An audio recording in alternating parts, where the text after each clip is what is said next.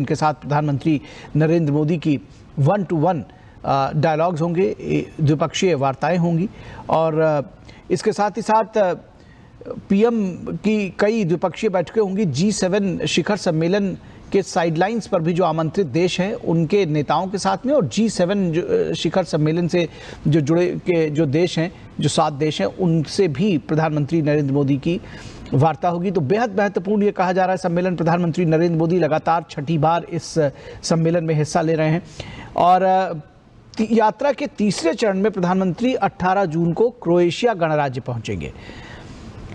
किसी भारतीय प्रधानमंत्री का वहां का ये पहला आधिकारिक दौरा होगा, तो इस तरह से क्रोएशिया की जो यात्रा है उसका महत्व भी समझा जा सकता है कि क्रोएशिया की यात्रा कितनी महत्वपूर्ण है। किसी भारतीय प्रधानमंत्री का ये पहला क्रोएशिया दिखा रहे हैं। साइप्रस के लिए रवाना हुए हैं प्रधानमंत्री। 3 देशों की यात्रा पर रवाना हुए हैं प्रधानमंत्री नरेंद्र मोदी और उनका पहला पड़ाव साइप्रस के लिए है।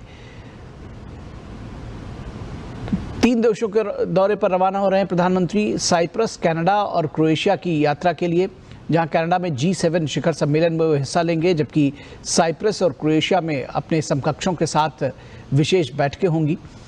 और साइप्रस प्रधानमंत्री नरेंद्र मोदी की यात्रा का पहला पड़ाव होगा। तो पहले चरण में साइप्रस पहुंचेंगे प्रधानमंत्री, कनाडा में G7 शिखर सम्मेलन में हिस्सा लेंगे और इसके बाद क्रोएशिया भी जाएंगे प्रधानमंत्री नरेंद्र मोदी। तो बेहद महत्वपूर्ण ये यात्रा है जिसके लिए रवाना हुए हैं। साइप्रस प्रधानमंत्री नरेंद्र मोदी का पहला पड़ाव होगा। यूरोपीय देशों के लिए साइप्रस एक अहम देश है और भारत के साथ साइप्रस के संबंध भी ऐतिहासिक रहे हैं।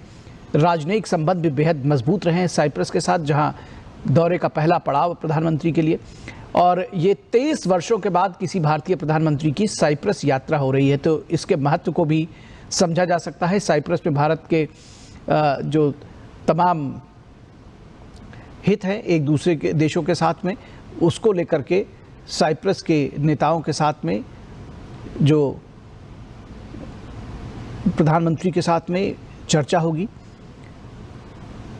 और भारत साइप्रस के संबंध ऐतिहासिक और राजनयिक रहे हैं। क्षेत्रीय वैश्विक कूटनीति को नया आयाम देगी प्रधानमंत्री नरेंद्र मोदी की जो ये यात्रा है। तो बेहद महत्वपूर्ण कही जा रही है ये 3 देशों की यात्रा। साइप्रस पहला पड़ाव है। वैश्विक कूटनीति को नया आयाम देगी प्रधानमंत्री नरेंद्र मोदी की साइप्रस की ये यात्रा, इस लिहाज से भी क्योंकि 23 वर्षों के बाद कोई प्रधानमंत्री साइप्रस की यात्रा पर जा रहा है। तो पीएम वहां के राष्ट्रपति निकोस क्रिस्टोडोलाइड्स के साथ द्विपक्षीय वार्ता करेंगे, व्यापारिक नेताओं को संबोधित भी करेंगे और उसके बाद सोमवार को प्रधानमंत्री साइप्रस से कनाडा के लिए रवाना होंगे, कनाडा जाएंगे और वहां पर G7 शिखर सम्मेलन का आयोजन किया जा रहा है और उसमें प्रधानमंत्री हिस्सा लेंगे। पीएम की इस सम्मेलन में ये लगातार छठी भागीदारी होगी।